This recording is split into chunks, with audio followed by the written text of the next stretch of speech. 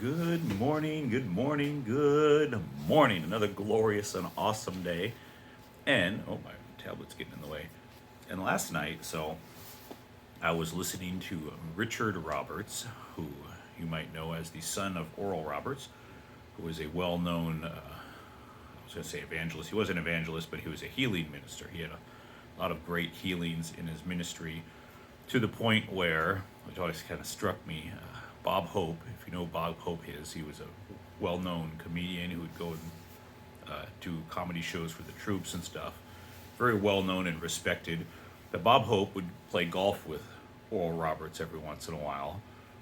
And he had one of his jokes was that he didn't like playing golf with Oral Roberts. I'm kind of paraphrasing because I haven't heard it in a while, but didn't like playing golf with Oral Roberts because Oral Roberts would pray and God would close up the hole every time he's going to go putt. And it struck me because how much of a reputation for the power of God must there be in your ministry and life? The real power of God. This is some comedian, not a wild, like crazy Christian huckster, out there trying to sell shirts or whatever, or sell books. No, this was not that Bob Hope is our great pinnacle of integrity, but he's just telling a joke, right? He's telling a joke about it because people got healed so often in the ministry of Oral Roberts throughout, what was it, through the 40s and up on through the 80s or so, I think. But so often that he would tell jokes about him healing, just natural objects for his own pleasure. Of course, that's not how we operate, but that was just powerful. And that's a rabbit trail to say Richard Roberts, who still operates in healing, and he prays for the sick. He's got a show. It's on YouTube that I watch it, but he'll bring in prayer requests, and he was reading some while I was listening to him, and somebody prayed for this, somebody prayed for that, and I thought about how I would write in a prayer request, and I was going on in my mind about healing and just how real it is, not just a prayer request like, oh, please, brother so-and-so, brother Richard Roberts, please pray for me, please, please, please pray for me because I'm sick, oh, it's so terrible. I'm thinking, pray for this, please. I request your prayer. But as I request it, I'm standing on the truth of what the word already says, right? Wish this was a little bigger. Hold on, I'm going to grab my spectacles to make my screen a little larger. It says in Galatians chapter 3 and verse 13, Christ has redeemed us from the curse of the law by being made a curse for us. As it is written, cursed is everyone who hangs on a tree. Now this is what Paul wrote as a fact. This is already done. In the Amplified Classic, he wrote, he didn't write it this way, but it was translated, Christ purchased our freedom. That's what redeeming is. Christ purchased our freedom, redeeming us from the curse or doom of the law and its condemnation, by himself becoming a curse for us. For it is written in the scriptures, cursed is everyone who hangs on a tree or is crucified. So Jesus, in the crucifixion, paid the price, whatever payment was necessary, to buy us back, purchase our freedom from the curse of the law. Now, the law itself was not the curse. Sometimes you read that and you think, oh, the curse. Well, it's the law that we were freed from. No, the law was not the curse. We were redeemed from the curse of the law because Paul, in another spot, establishes that the law is good. It is holy, it is just, but the problem was it was impossible for us to all fulfill the law. And if we did, we had to live by it, right? No, the law was good, but the curse of the law in Deuteronomy 28, in verse 15, it says, but it will happen if you will not listen to the voice of the Lord your God. This is the law being written here, right? By being careful to do all his commandments and his statutes, which I am commanding you today, that all these curses will come upon you and overtake you. So he lists a whole bunch of curses. And then in verse 60, he says, moreover, he will bring all the diseases of Egypt upon you, which you were afraid of, and they will cling to you. Have you ever been afraid of a disease of Egypt?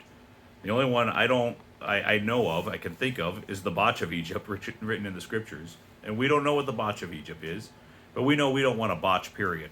I don't want to botch. I'm sure you don't want to botch. But I haven't had any of those diseases of Egypt. And a lot of the curses written in the law, like, I don't even know what this thing is, right? But then he says, also, in verse 61, if those don't count, also every sickness and every plague which is not written in the book of the law.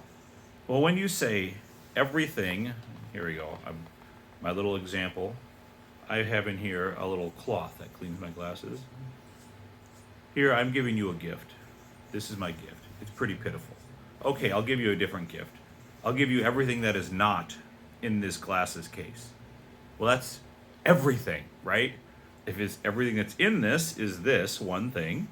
So everything in the book of the law was those things. I didn't read all of them, but all the sicknesses and diseases written. Well, we've been redeemed from those. All of the diseases of Egypt, well, we've been redeemed from those. But also every sickness and every plague not written.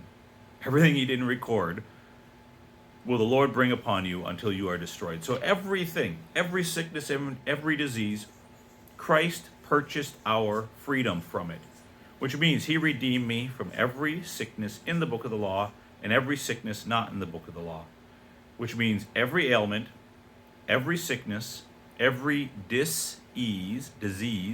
meaning you're just not at ease because your body's not working right or your mind's not working right, every ailment, every malfunction, misfunction, plague, or otherwise affliction, acute or chronic, genetic, environmental, demonic, or natural, of the mind or body.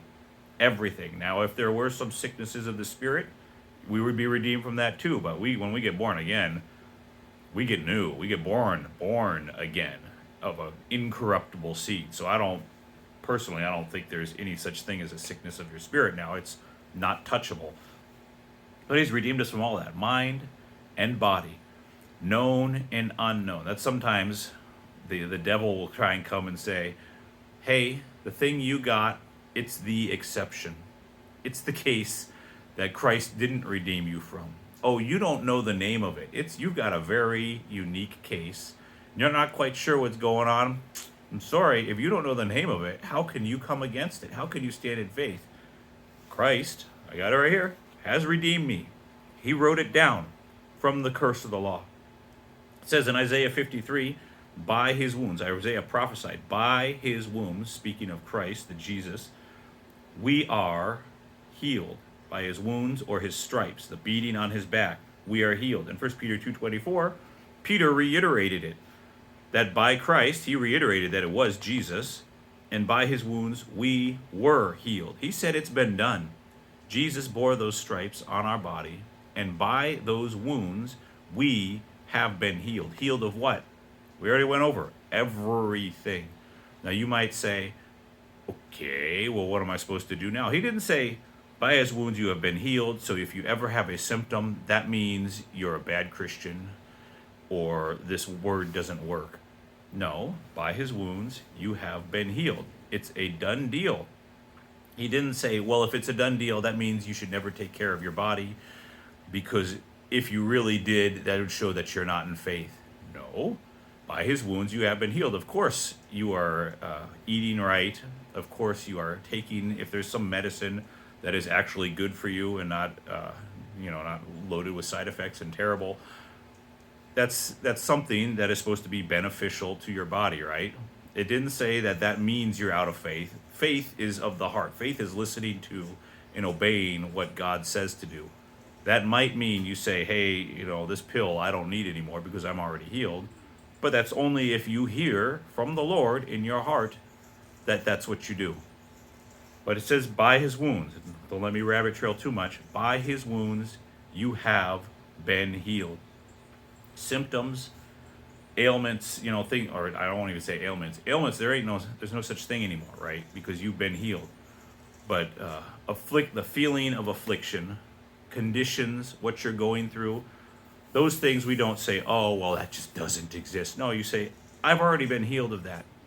I've already been redeemed of that. I wish I had my paper Bible because it looks a little better, but I believe the testimony. I agree with the testimony of God, which is what confession means. I confess that what God said is true, and what my body says, or the symptoms say, or even the doctor says. I appreciate the conditional report. I appreciate, in the military they have the whatever, a spy or something who comes back and says, this is what's going on. I appreciate that report. Thank you for the natural information. Thank you for some guidance on how to operate. But I agree with the Most High and say, I have been healed. So I don't tolerate, in my mind, in my heart, I don't tolerate a single smidgen of sickness, disease, ailment, or affliction. I don't let you in. I don't lay down and say, well, that's mine, my cancer, my, my SIBO, my sleep apnea, my cold. No, I'm not taking that. That's not mine. By his wounds, I have been healed. So that's something that may have been given to me by the enemy or by the world, but that's something I refuse. I receive redemption from it. And I am going to believe and operate despite any circumstance. I'm going to operate in faith. I'm not going to dishonor the stripes of Jesus and dishonor the word of my Father and say that what he said he did for me, he didn't do because circumstances say something otherwise. Amen. Be blessed.